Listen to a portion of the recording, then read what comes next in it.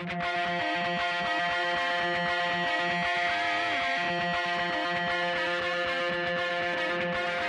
listening to the Roofing Success Podcast, a show created to inspire roofing contractors to achieve optimal success in their roofing businesses. I'm the host, Jim Moline, the co-author of the book, Internet Marketing for Roofing Contractors, How to Triple Your Sales and Turn Your Roofing Website into an Online Lead Generation Machine.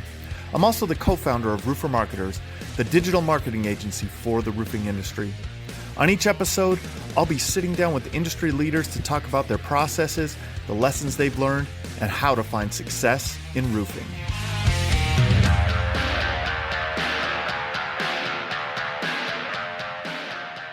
Hey, welcome to another episode of the Roofing Success Podcast. As always, if you're enjoying the content, please like, please share, please follow, please comment, please do all of those things to get the algorithm to get our content out to more people and provide more value to the roofing community. Today, I'm really excited to have definitely one of the industry experts, someone that I've learned to respect. A lot of we have many clients that have been in his program and have found real value and real success working in there. And you'll know him specifically from the Breakthrough Academy. We have Danny Kerr with us today. Thanks for joining us, man. Thanks for having me, Jim. Yeah, happy to be here. So a lot of people, most people know you from Breakthrough Academy, but they don't know what you did before Breakthrough Academy, right? Like, where did Danny come from?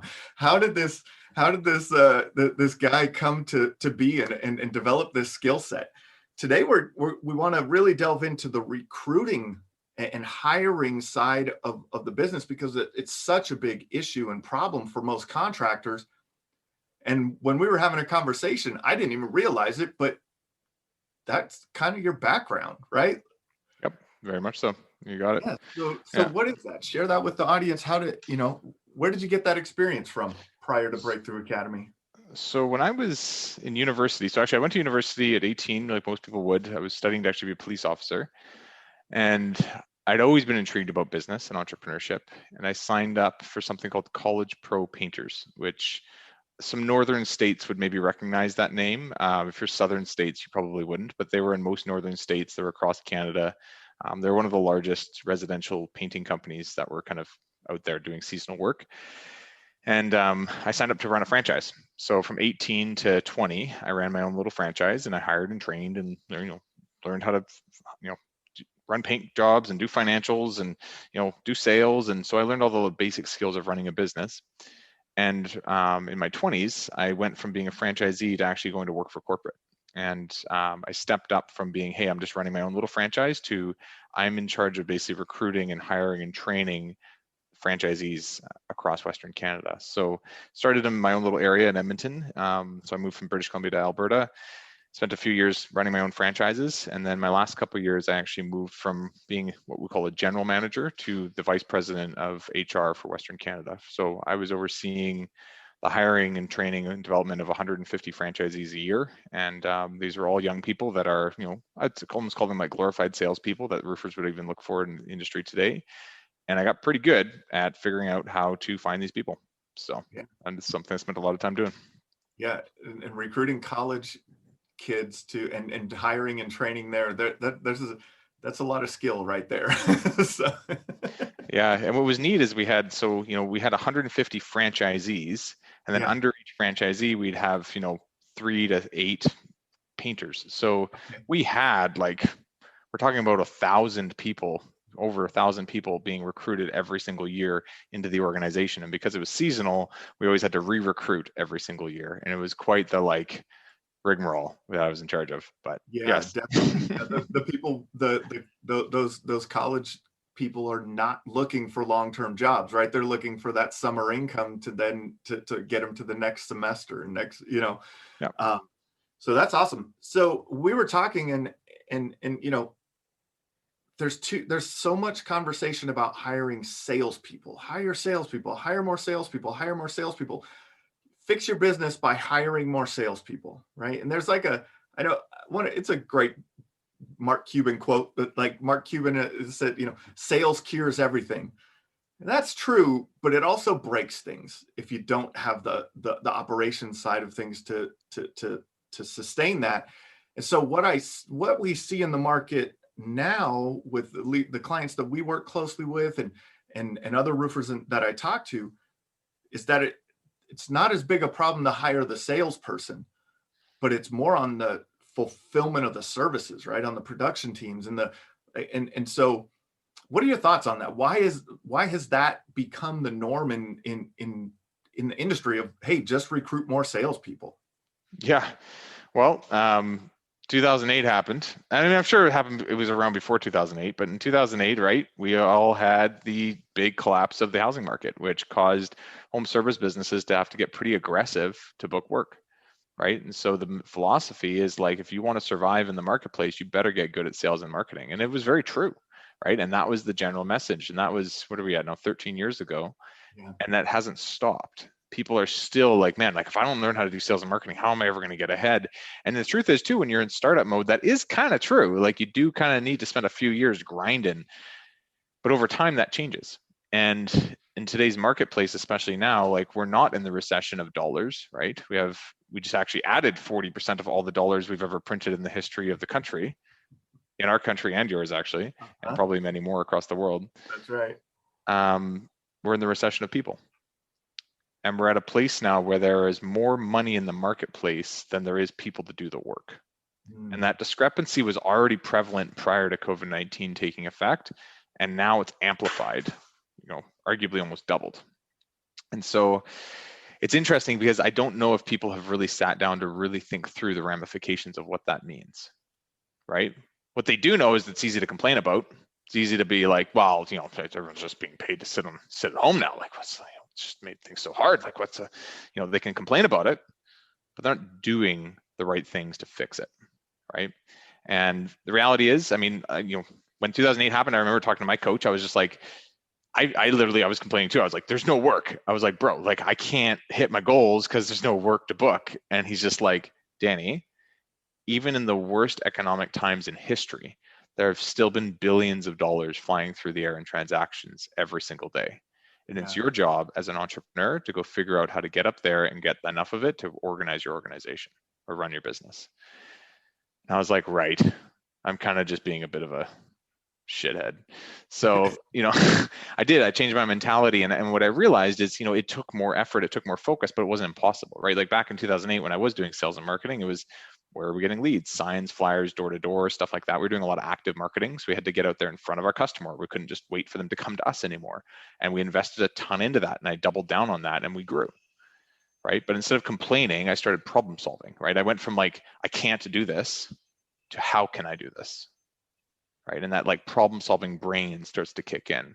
And I encourage everyone listening to this, like when it comes to recruiting, like if you're already of the point of like, we just can't hire enough people, be like, how can we hire enough people?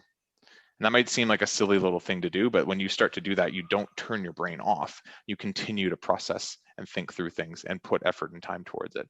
And one of the first things I'll say is like, I see it all the time because we have 400 businesses we work with here at Breakthrough Academy. And outside of that, we've probably sat down with like 2,000 potential businesses to talk to them about, whether they'd be a fit for us or not.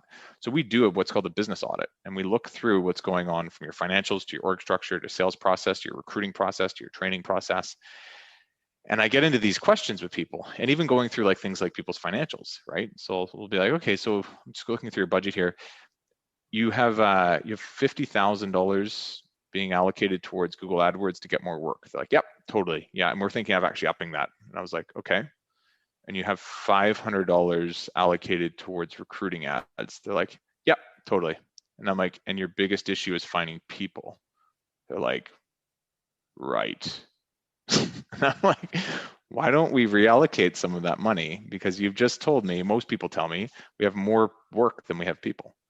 And I'm like, why aren't we reallocating at least some of that towards that side of the business? And it's not even about just that money. It's an indicator of what's really going on, that focus is not there, right? They didn't even notice until I like had to like point it out and spell it out for them. And it's like, well, not only is the money probably not going in that direction, but I bet you the time, money, effort, skill set development, all these other things probably aren't either, because we're obsessed with sales and marketing. Definitely. There's an opportunity cost to it. Yeah, huge opportunity cost. Right? I There's an mean, opportunity cost to everything, really, right? Like, but that's what I'm hearing. For that makes perfect sense now. Like, there's an opportunity cost to not marketing. There's an opportunity cost to choosing one thing to do in your business over another. Hey, I'm going to focus more on roofing than siding or whatever it is. There's always opportunity costs along the way that you have to weigh out. I've never heard it put in the way of who to hire in your business. That's a very unique perspective, but it makes perfect sense. going back to college pro, like I knew very clearly one franchisee was worth $20,000 of royalty revenue by the end of the summer. I knew that one painter could paint roughly $1,000 in a week, right? And I knew that we made roughly 30% gross profit margin off of $1,000 or off of work. So that's $300 of gross profit every single week that's vaporized, that we don't have even one painter in the industry. And when we have 1,000 painters we have to operate in the summer, those numbers start to mean something. Yeah. It's looking and knowing your numbers, right? One of my favorite business philosophers is Jim Rohn, and one of the things I took from him early on is if you know your conversion rate, you can print money, right? Like, but that conversion rate, it doesn't matter if it's 3% or 5% or 20%. You have to just know your conversion rate, and that's kind of what you're speaking to is your numbers. Like, that if we have X amount of crews, we produce Y amount of revenue, and now we can fill the pipeline, and now we know where we need. Now you have indicators, you have key performance indicators, right? Like, okay, we're skewing too much on the sales side, let's turn those dollars to the recruiting side. I like that. And that you'd mentioned it, that's some of the right things to fix, right? Is that what you're referring to? Or some of these things are the right things to fix when you're looking at your business? Yeah, I mean, like this goes beyond recruiting, but with all the members we work with, we look at sales, production, and financials in unison, right? And when you look at them all together, you can see patterns, right? So I can see things like even when I look at like, hey, just so you know, your profitability of your business is being impacted by your closing ratio. And they're like, what are you talking about? And I'm like, well, you're not charging enough, so you're booking way too much work, and then you're not that profitable in the jobs you're producing. Like, yeah, but like we don't want to lose work. I was like, you have too much work. You're booking 75% of the jobs you're quoting. Why don't you go book 50% of the jobs you're quoting and be more profitable on those 50% and increase your price by 10%? Like I never thought about that. It's like, right, because everything is linked, right? All these metrics are connected to make one big business machine, I call it, right? And they have to be tuned in harmony with each other to really start to make sense. And when you start to understand the variables at play, it doesn't become us versus the world and we'll see what happens next year and hopefully we'll get a storm or whatever. You can control it. You just have to be intentional about A, understanding them, and B, about what the actual action steps are and get ahead of them, right? Like most of our companies that we work with, we spend December planning out their next fiscal year. We look through their financial budget, their org structure, what basically who they're going to need, how they're going to fulfill on this, what their costs are going to be. January 1st, we're recruiting for the entire year. Like we might not have to hire a project manager till March or April, but we're recruiting in January heavy, right? We might even in Breakthrough Academy, we have people that we might not have to hire till like February, or sorry, yeah, like November. But in like February, we started. Yeah. And it's being able to have that foresight and understanding of things that can help you be that, more proactive. And it really brings to the surface this whole recruiting issue for a lot of people. I think a lot of people feel it emotionally, but I think if they actually saw the numbers behind it, they'd be shocked. That's the truth. Like when you see the actual numbers and the impact that it's having on your business, it's a blind spot in a lot of companies for Totally. sure. For Yeah. sure. We have a client that came to us and he was in that same position where you were talking about the margins, and that was he's about a $5 million a year contractor and came to us and he's like, I'm crushing it. I have more work than I can handle, but I don't want to let my competitors gain ground on me. Sure. Mm-hmm. And I was like, okay, great. Here's some options for that. Let's work on these things. But at the same time, have you thought of raising your margins? Yeah. It's interesting too, the psychology, we're getting a little off track from recruiting, but the psychology of increasing your pricing it can sometimes actually increase your closing ratio because people Yeah. perceive you as higher value. Yep. And what I think happens also in there is now kind of going back on topic from that is that allows you a recruiting budget, that Yep. allows you a marketing budget, that allows you to hire better talent and pay them more money, pay the right people instead of anyone, a body. Correct. And we're about to see this in this next probably 1 to 4 years, inflation, right? It's already happening. And if we're not charging more accordingly, we're not going to be able to be competitive in our wages that we're paying with our new employees. And their housing prices and food costs and gas costs and everything is going up right now. And they need more money to be happy. And even if we hired people at a lower rate like we used to pay, let's say last year or 2 years ago, we're going to create frustrated employees that are worried about money. There's nothing more challenging than to lead people that are stressed at home because they can't pay the bills, right? Yeah. So anyways, this can get super deep, but it's essentially we're saying like, become very aware of the people side of the business and the metrics involved, and start to allocate time, money, effort, and resources towards saving yourself a lot of headache, because it's not going to get any easier. We're not heading down a road where this will all go away next year, right? What I do think is going to get us out of this pickle more than anything actually is artificial intelligence. That's a pretty big topic, and it's not coming next year, and it's probably going to take 5 to even 10 years to get here. But we're seeing it already in certain industries, and roofing a roof is a fairly monotonous, repetitive thing once you get the basics down. Painting a house is similar to that, right? Yeah. Laying concrete, they have these little like tube things that like pours out concrete and creates foundation walls and stuff. Like, it's coming. And I think that the way out of this is, unfortunately, the Band-Aid fix is to get enough people to fulfill in the workforce for now until, say, 10 years from now, when we can finally put in some automation. That's going deep on it. I just did a podcast episode with the guys from XAP 360 and Kesper. Kesby, the AI intelligence that powers their system. And it's like, well, the roof inspection is already being automated to a point, right? Like, I mean, that part of it is going to be is easily taken out of the equation. So now what's the next thing that gets taken out of the equation?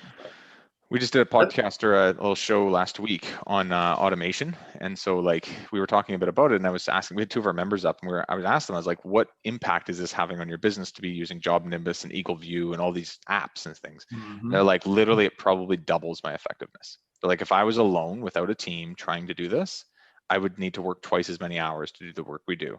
Now, if I look at the fact that my team's using all these tools, probably realistically somewhere around doubles the effectiveness of our team.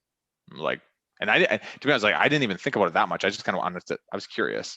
Yeah. And the fact that they said that, I was like, if that's true, like that's huge. That's huge. And all of those things, and that's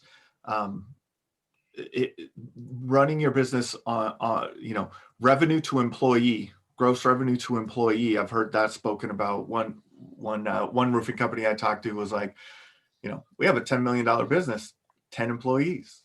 Every one of my employees generates $1 million in business, essentially, right? It is part, and it's like, wow. And that may get compressed, but for now, it's not. And we need, before the AI comes, we're going to need some people, especially in especially this year and in the next coming years. So what do you think the solution is in getting to that place now? How do we fill the pipeline of employees now, attract good employees, and fill that gap now as we transition into a more more technologically driven construction industry?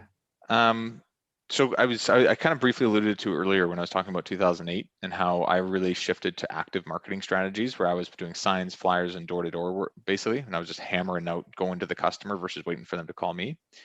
It's the exact same philosophy for recruiting. So when you think about sales and marketing and you think about recruiting, sometimes people think about them as 2 totally different skill sets. And so, in some ways, it's kind of true in some areas, but for a lot of it, it's actually the same skill set. If you're really good at sales and marketing, you can be really good at recruiting, right? So when you think about like application generation, it's very similar to lead generation. Now, what do you do when you're trying to generate leads? Well, you're trying to first identify who's our ideal target customer.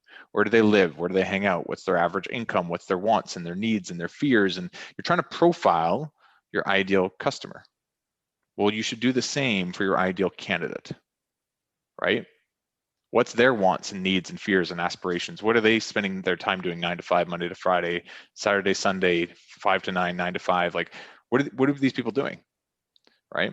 If you think about advertising and you look at your recruiting ads as an ad, you can start to see, hey, there's some things we could probably do here to be more specific or to be more targeted, right? So this is a story I always tell, and those who have listened to me before have probably heard this exact story, but it's a really good illustration of the changes you can make, right? So when I was running my project manager years ago and I needed 2 more of them. And I was like, tell me about you, because I want to hire more of you and I want to clone you. So I'm just like, what's your fears? What do you love about your work here? Why did you start with us? What keeps you around every single day? What's the best part about your day? Like getting into the person behind the job. And he's like, Danny, like, I love that you're my coach more than you're my boss. Like, I love that you give me freedom and autonomy to drive the crews in my own way. Like, I love that I get bonuses to be able to hit these goals that you're setting with me. Like, Danny, I'm the quarterback in school. And I see on the football field, like that's the type of mentality I have to have. I get to bring that mentality to your painting company, and it's awesome. And I get paid to do it, which is even better. So I changed my ads from need project manager to run our painting teams to need a quarterback to drive our crews or drive performance on our team. Sick of a boss, wish you had more of a coach, looking for freedom and autonomy to hit goals in your own way. Boy, do we have a job for you. And I started to attract athletes. So it's interesting when you start to change the language even of your ads. Before we even talk about active versus passive strategies, which I'll get into in a second, just changing the language of who you're speaking to and being more direct to a specific audience changes the result, right? We all know that in roofing, if you're a generalist and you do a bit of everything and you always have a very general message, you're just another roofer. But when you're specific and you're in a niche market and you're the best at it, customers notice that, right? If you're getting your car fixed, Jim, what kind of car do you have? Chevy or GMC Acadia. Cool. Yeah. GMC. So let's say the brakes go. You could go to Jim Mechanic, right? Or John Mechanic. You are Jim. So we could go to John Mechanic, or we could go to the dealership, right? Now, if we're not under warranty and there's something that, say our brakes go, so we have to pay for it, and we look in, Google and we see the two, John Mechanic does brake jobs for $4.99 and, GMC does it for $5.99. Who are you picking? I usually pick John the mechanic. This is terrible for my example. I'm a terrible customer. That's okay. That's okay. You're budget conscious. I would say a lot of people spend the extra $100 to go with the person who specializes in their specific need. Yeah. And the same is true with recruiting, right? So, and I'll say this too, it's interesting what you just brought up, how like you would go with the other guy, because somebody has to, otherwise you wouldn't be in business. But, when you're looking at jobs for people, money does matter, and people care about the amount they're getting paid as their number one concern, up until the point where they can pay for their bills. And if they've got a bit of a saver's mentality, can save roughly about 10 to 15% of their income. After that part's taken care of, the number one thing that they're looking for is like the ability to be a part of a team, the ability to feel worthy, the ability to lead, to learn and be led, like to grow as an individual and be a part of something bigger than themselves. And we've all heard this before, and Simon Sinek talks about this, and we all get it, but I don't think we fully get like the reality of what to do about it. Well, if that's the case, then why aren't we talking more about it publicly? Why aren't we putting it into our ads more strategically? Right? We can't just put bigger and bigger dollar amounts in like what we're going to pay, because eventually that just like it doesn't work. Everybody else's job looks the same as yours, and you just die off into a sea of job ads, right? You put your job ad up on Craigslist, and like 20 minutes later, there's 4 other people above you. Good luck. Yeah. When you're the same. Yeah, everyone's the same. I read everyone's ads actually every once in a while, and they all suck. And then you see one guy who's like actually put some effort into it, right? I was talking to a landscaper the other day. He went through one of our courses, and he's just like, he changed his ad to like, I think it was like, have fun in the sun, and and something about like having fun in the sun and getting dirty. Contact us. Like it speaks to the guy that wants to be out there day to day versus need landscaper. Yeah, exactly. And that we're in a world today where marketing messages are coming at us so quickly that we tune things out, right? And that's why it's important to develop that customer avatar, that employee avatar of who that person is, because as they're scrolling through their feed, or if they're, searching around on Indeed, right, like, to catch their attention. So you're touching on something that's really important, actually. How you do that. Here's something I just stumbled upon over years of just doing it. I don't even know if I learned this from someone. I just kind of like figured it out. Is you need to talk about things that everybody is thinking about, but nobody is willing to say. Yeah. I'll give you a really good example of this. I remember I was teaching this years ago just on general marketing, and we were coming up with different campaigns randomly. And there was one that was someone wanted to sell a weight loss product, and so I was like, do you ever feel when you gain like 10 to 15 pounds, your belt or your seat belt rubbing on your belly? And it's like this constant reminder all day that you're gaining weight, and you're like, fuck. But you don't want to say anything because it's just between you and your belt right now, and no one else is saying anything, and you're just kind of thinking about it all day. Well, if you were driving down the highway and there's a big billboard that says belly rubbing on your seatbelt, ? Call this number, we can help. They get it, you get it, nobody else gets it. Yeah. But the ideal client does. And they're like, how the hell do they know? That's good marketing. That's great marketing, because it's really specific to your perfect customer. Yeah, and it's exactly what they're thinking about. And they're like, these people get it in a way that, like, I haven't said anything to anybody else, but I bet you everyone else that feels like I do probably would have that same feeling, right? So they're like tuned in right away. And so when you go back to recruiting, the best way to get that kind of language out is to sit down and actually talk to the people that you have on your team that you already know, like, and love. If you have somebody you want to clone, it's like, great, sit down with them for an hour and like ask deep questions about how they're doing in their job, why they started with you, why they stay with you, and get into the stories even, and see if there's some specific patterns you can pull out of that you're like, I bet you other people like this guy or girl would think and feel the same. Here's what most people do when they develop a job ad, is they go to Indeed or one of the job sites and they find someone else that was hiring a production manager. They just copy the ad. And they copy it and just rewrite it a little bit, and then they stick it back up, right? Like, totally. That's really the process of how most companies will recruit. I know. I know. This goes back to like, yeah, they would have hired Rodney Webb for X amount of dollars to go give their sales team the most banging sales training. Yeah. Right? This is the problem. It's a problem. It's a problem. Yeah. So. And so another thing that you spoke to a little bit, so now we're talking about, now you need to. We've got a message. Allocate time and effort to recruit. What do we do? Take some of that time and effort and financial resources away maybe from other areas and reallocate that. Yeah. Develop the right message to speak to that person, to speak to that perfect employee. Yeah.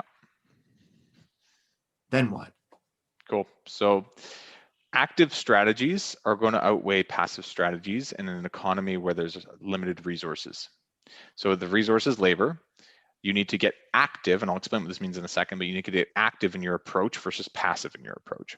So passive in your approach is putting out ads, right? So you're passively putting out ads and you're letting people come to you when they feel they're good and ready. Active is reaching out to people. So passive strategy would be Facebook ads for getting work. Active strategy would be door-to-door to talk to the customer, or going to a trade show or whatever that would be, right? So that's the difference between active and passive. That kind of makes sense. So in the recruiting world, a couple of things that I used to do would be, one, I'd be actively networking off of my staff. And that was probably the most deadly one. Like if I was to talk about actually I'll tell you two that I used to do off of the same strategy, but one was networking with my staff. We would build our ideal candidate profile. We would go over the team, exactly what it looks like, who we're looking for, and then we get them to message on Facebook 100 to 200 people each, right?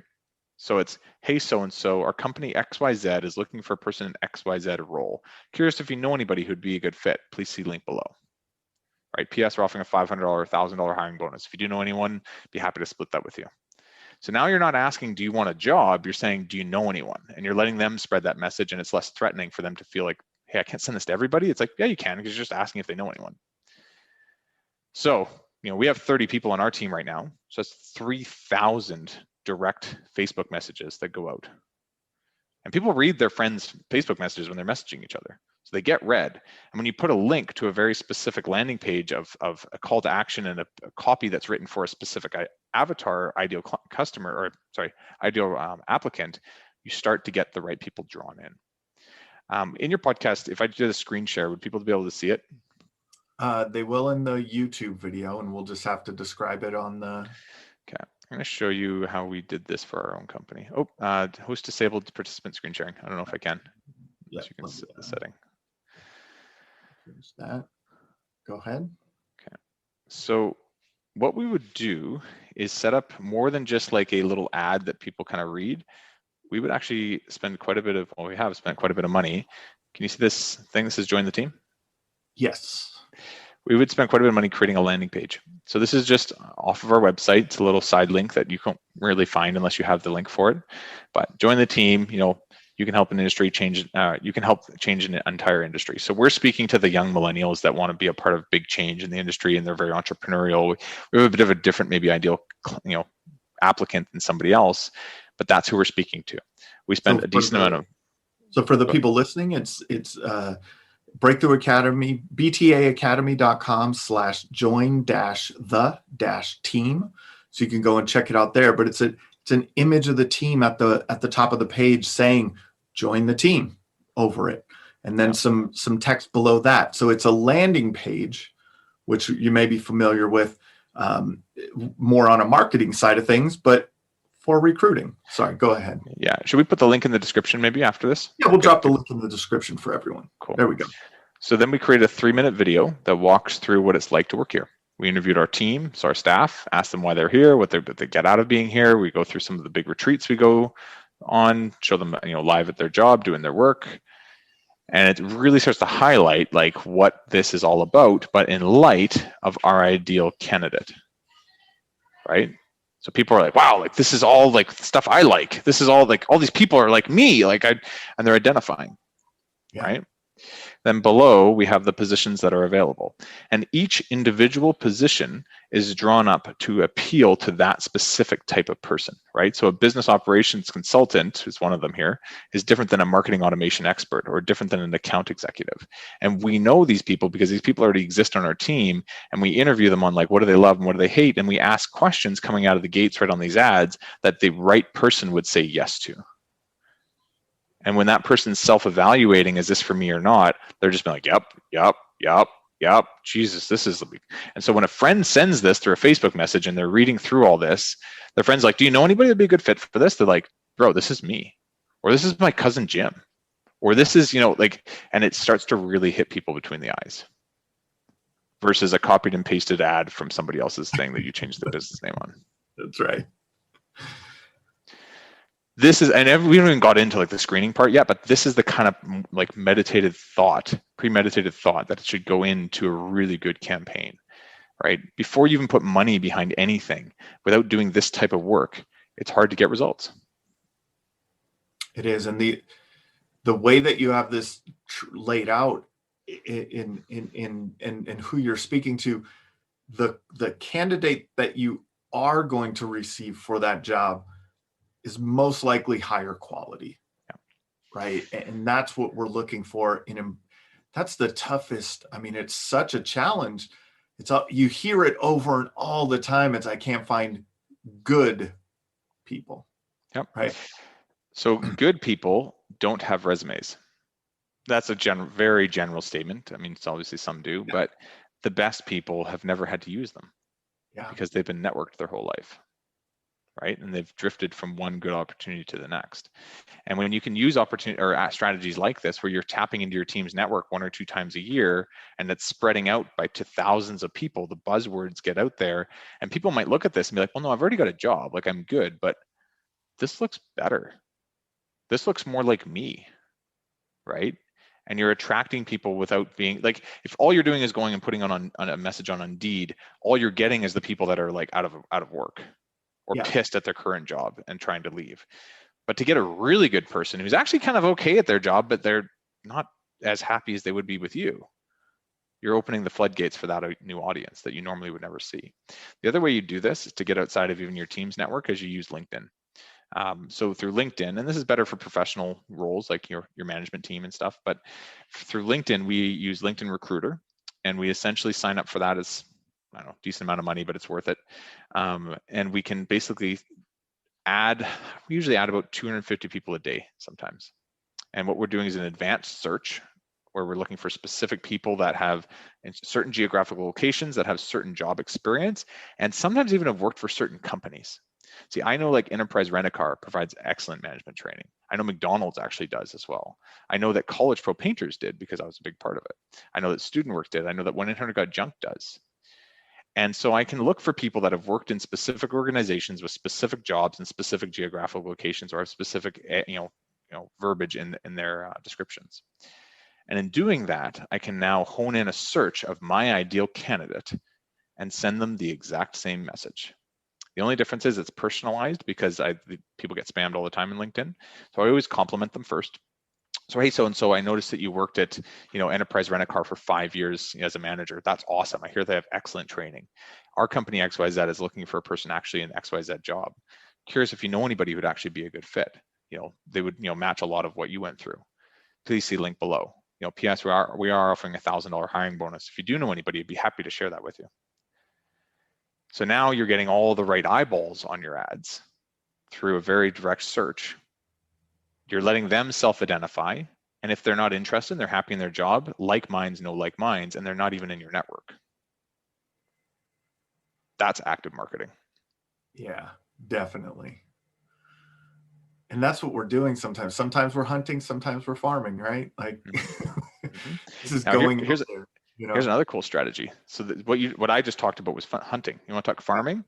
So people start to apply. So people start to send you their resumes. You start to read them, save them in a file. I usually save them in Dropbox. Rate them right away out of 10. So based on this person, they're 5 out of 10, 6 out of 10, 8 out of 10, 9 out of 10. That's going to help you call the best people first. So I used to get 100 resumes a day at one point in my life. Right? I was recruiting for half the country in Canada. So I'd get tons and tons of inquiries, and I had to be able to go through, screen who's good, rate them, and then basically make an inquiry on who I want to follow up with. And the 9s and 10s out of 10s usually had a job within a week. So if I wasn't on it and I was bombarded with 100 resumes a day and I wasn't organized, I could call that person maybe day 6, and they're like, yeah, no, I actually think I've got a job already. I'm good. So like my ability to find good people wasn't even down to my skill of anything. It was just like my lack of ability to follow up. So by rating them properly, you can get ahead on the game and basically follow up a lot more quickly. You can also store all of these for later, right? You can actually get CRM systems that will manage your app flow. And you can come back and remarket to your applicants year over year when you have new positions opening. You can provide a content marketing drip for your app flow on what's going on in the company and give them, monthly newsletters or whatever it is. Or maybe it's as simple as making phone calls to your top applicants and seeing them once or twice a year to keep tabs on where they're at. But nurturing and farming the list that you do have is a very powerful thing to do, because every year you recruit, you now have documented people for specific positions with specific ratings that maybe they're not available this year, or maybe it didn't work out, but years down the road, they may. And if you're the person who kept that relationship with them long term, you're more likely than most to have that secured relationship when they're ready to move on.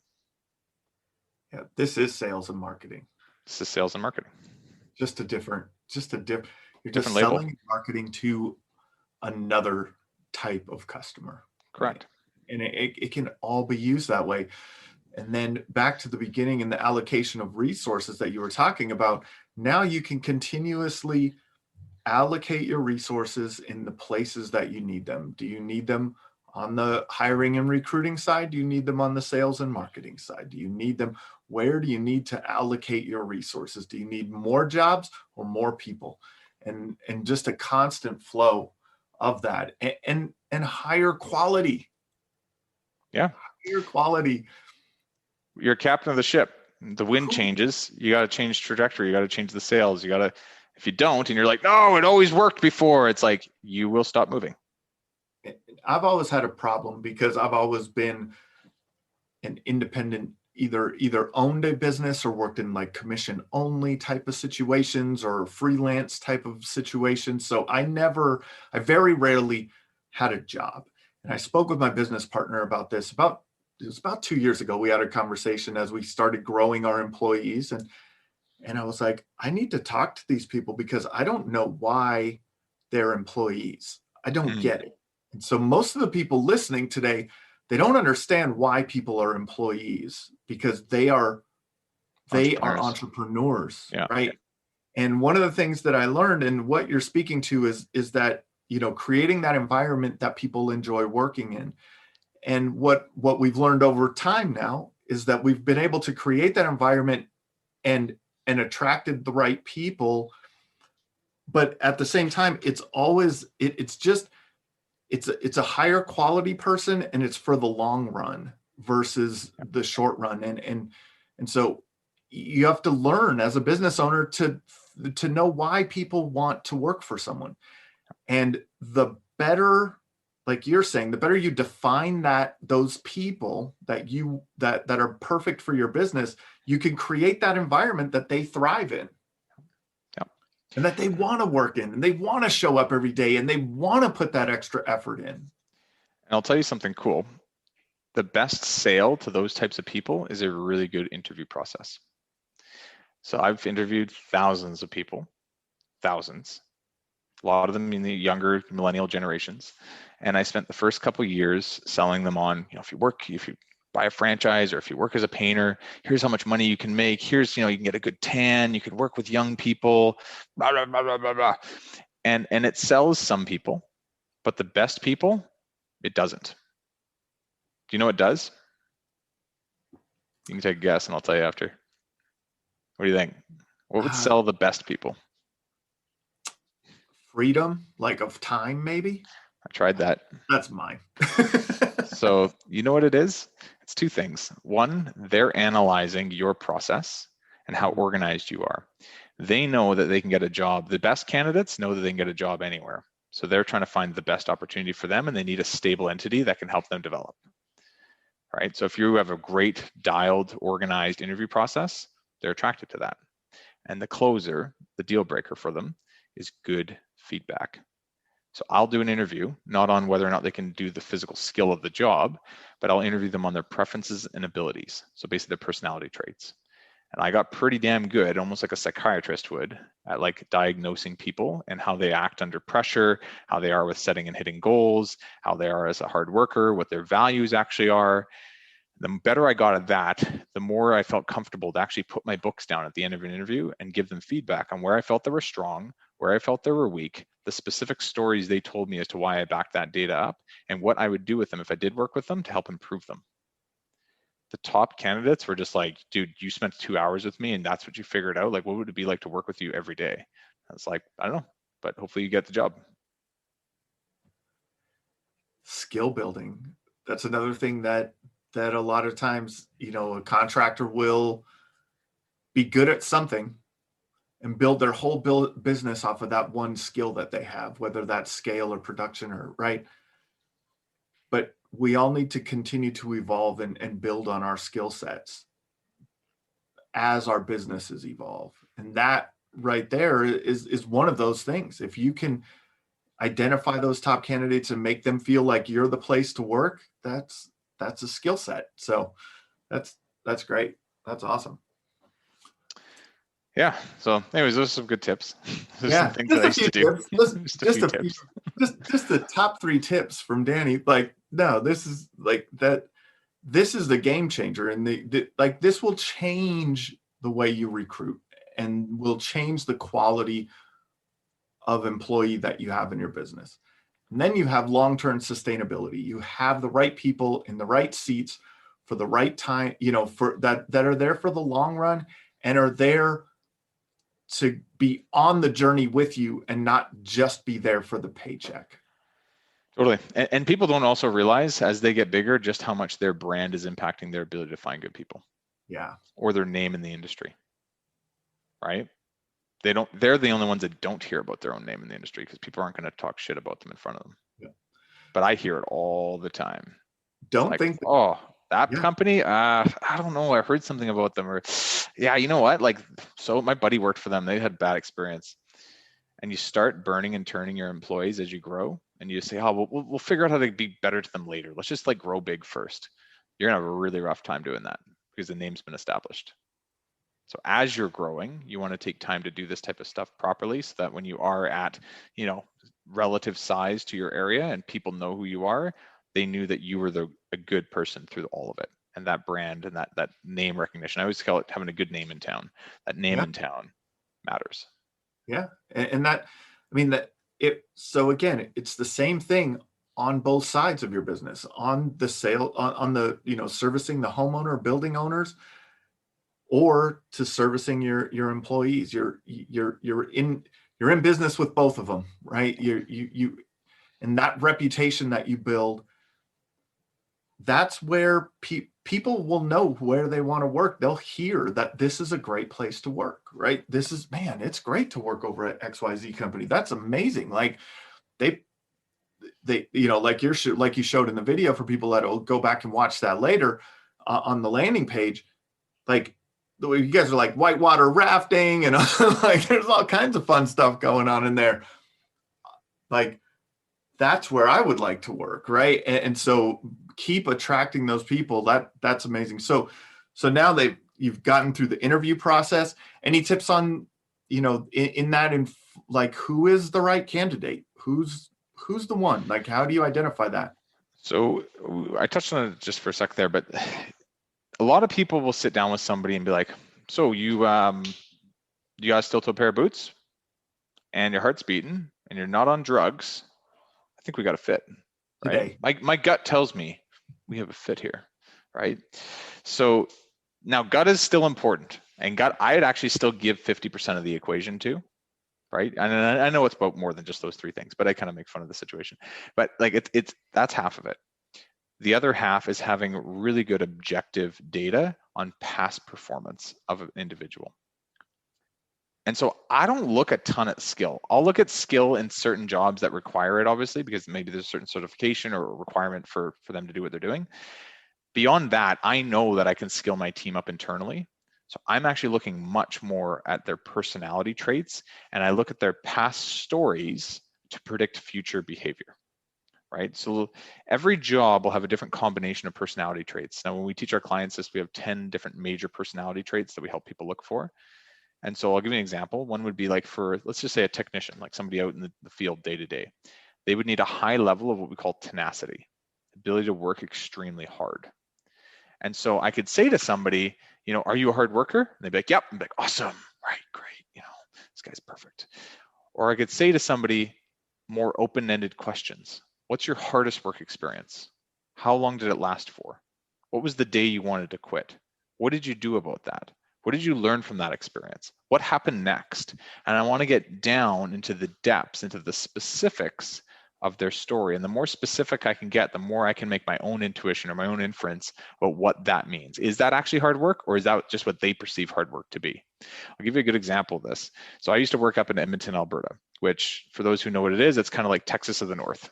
Tons of oil rig stuff going on up there. And I'm always competing with the oil industry, trying to get kids to paint houses. It's tough. And I sat down with one guy and I remember asking all these questions. And what's your hardest work experience? Oh, working up at the rigs, like 60 hours, a week, like minus 40-degree weather sometimes. And it's brutal. And I'm just like, that sounds brutal. And I could have stopped there, but I went deeper, right? How long did it last for? Oh, about 6 weeks. Huh. Okay. Well, tell me about your hardest time during that 6 weeks. Oh man, like every day was just ridiculous. Like, and he just gets into it and he starts telling, and I'm like, cool. And what did you learn from that? It's like, you know what? Like, I just can't work in that kind of condition stuff. Like, I got to get out of that stuff. I'm like, interesting. So in August, 6 weeks into working for me, you're probably going to quit when the sun's beating down on you. Maybe it's not minus 40, but it's plus 40, right? So you can start to see people in their patterns. And they're just telling their stories. And as they're telling their stories, you're identifying patterns that sometimes they don't even recognize because they're in it and they just think that's normal, right? And when you start to get into multiple stages of life, and I say, okay, that's one hard work experience. Let's look at another one. Let's look at another one. I'll look at 2 or 3, and I'll see a pattern through all 3 of them. And I'll be like, that's who that human being is probably going to be for me. Now I can put on the rose-colored glasses and listen to what they would do or could do or should do if given a chance. Or I can take those glasses off and just listen to what they have done and see if there's proof in the past performance to predict that future behavior. If the proof's not there, then I need to say that doesn't exist. And I'm not going to take my risk on trying to improve you for it. I took a year where I tried. I did. And it's like, I basically would bring on people. I'd be like, you know what, you're really good, but you're missing your ability to handle stress, or you're missing like your ability to set goals, and I'd be like, I'm going to commit to helping you figure that out.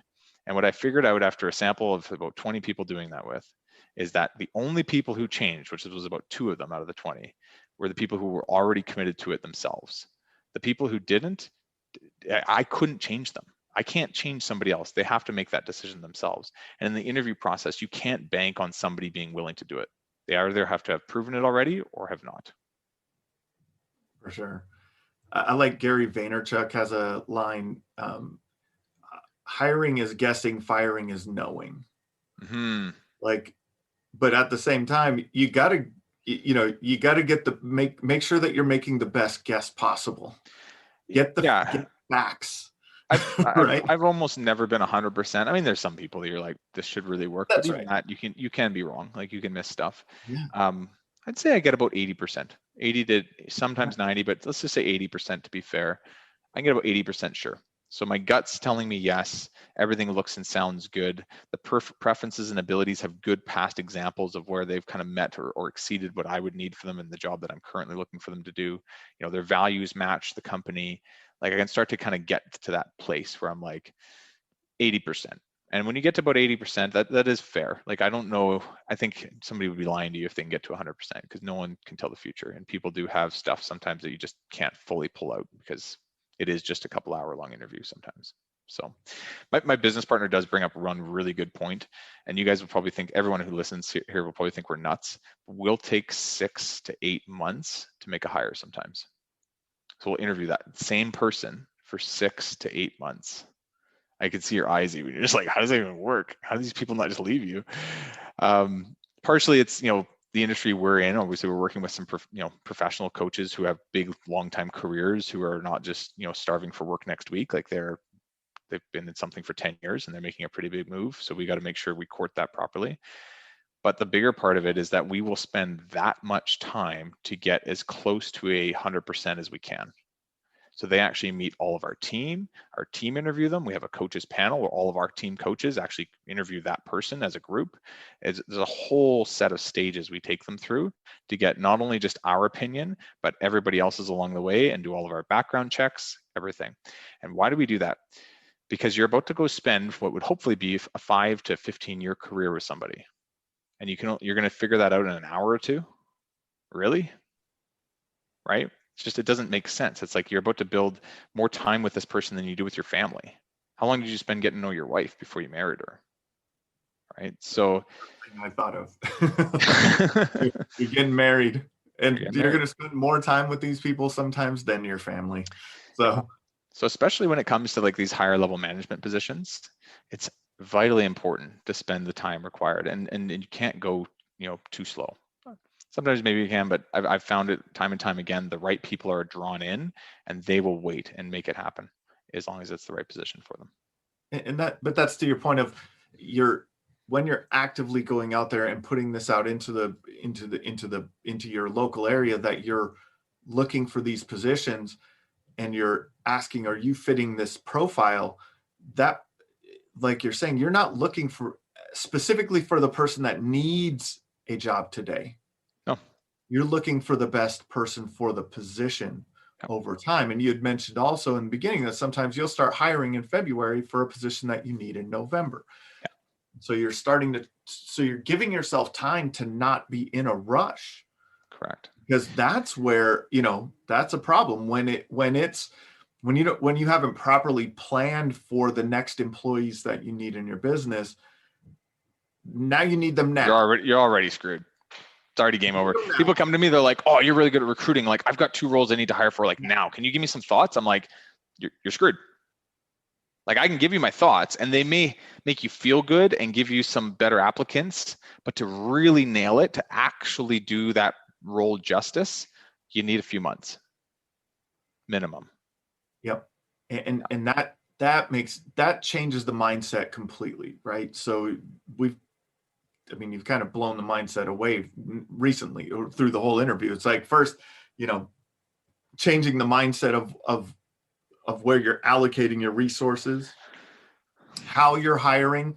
So now how do you determine what position do I need in November, in February?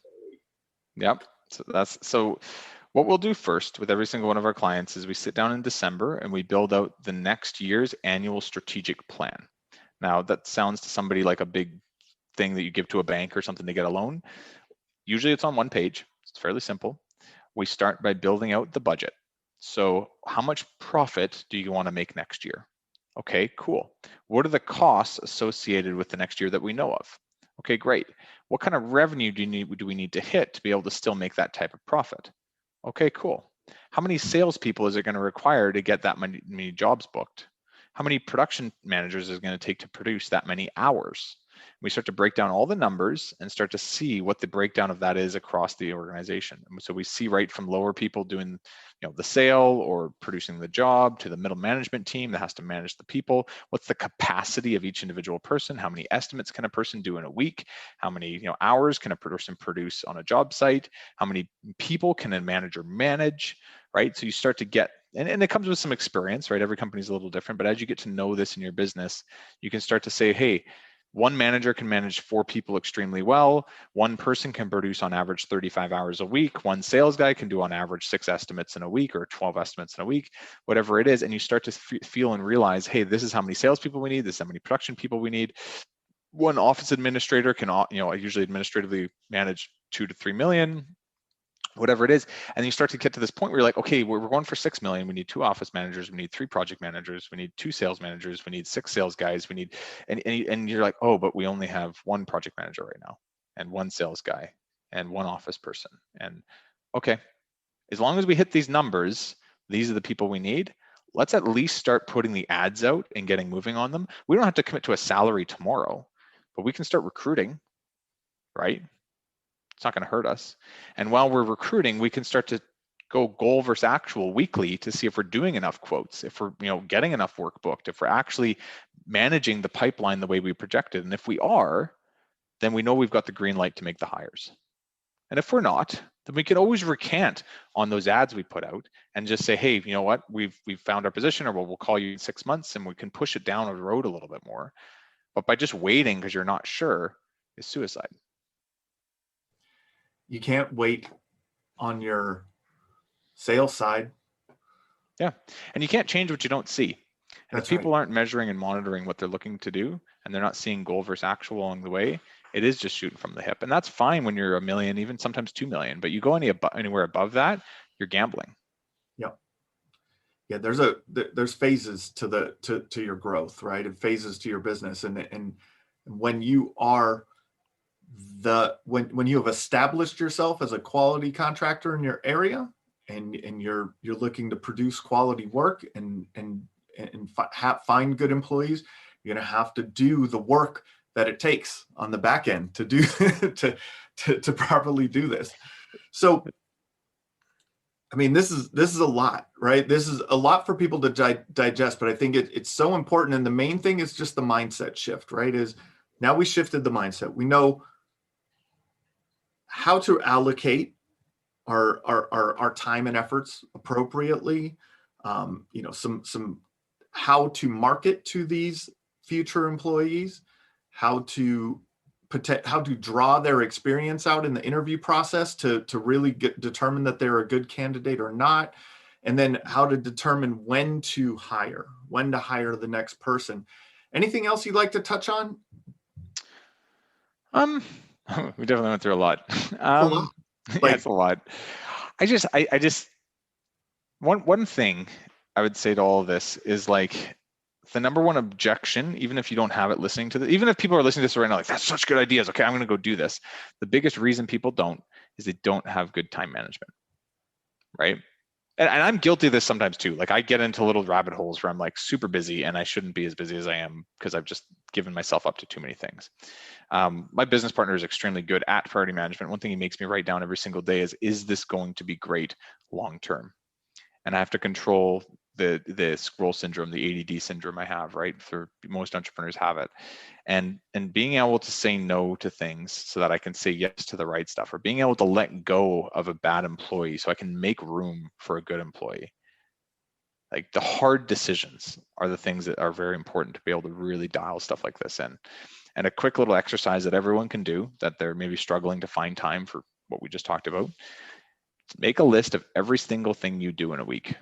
Circle the stuff that's high time consumption, but low skill. And start to look at either delegating that down to someone on the team or make that your first hire. And start to offboard those crew moves or that, invoicing checks or the AR reports or the whatever it is. If it's high time consumption and low skill, as your business grows, that's costing you money because there's opportunities that you're not able to open up or do because you can't be in charge of the higher skilled stuff. And if you're bogged down because you can't even hire good people because you don't have time, that kind of stuff needs to go. For sure. Great advice.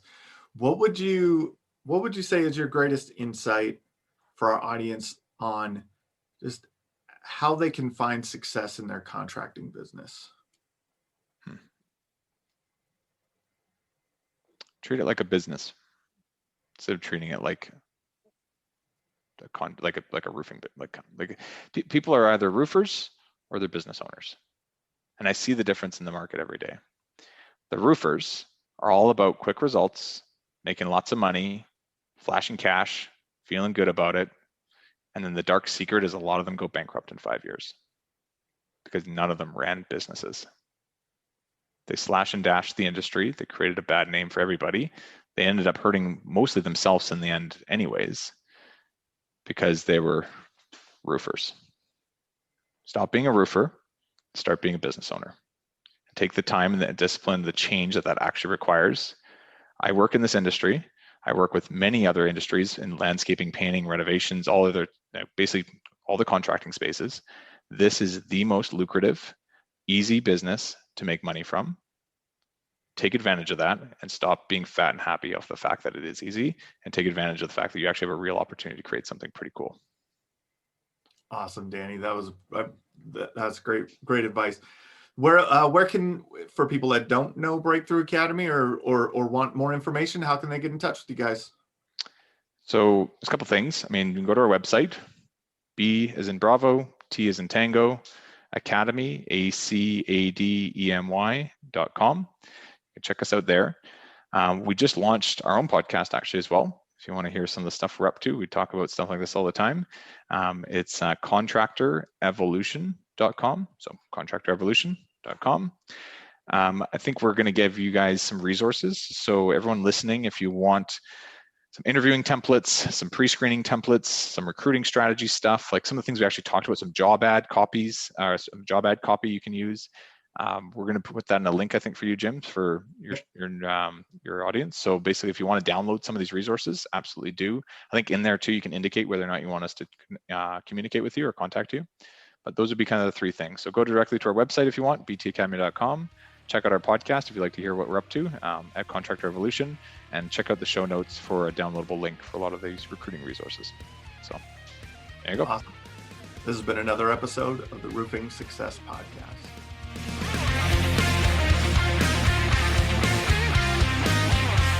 If you would like to generate more sales through your digital marketing efforts, please visit roofermarketers.com and get a copy of the book, Internet Marketing for Roofing Contractors, How to Triple Your Sales and Turn Your Roofing Website into an Online Lead Generation Machine.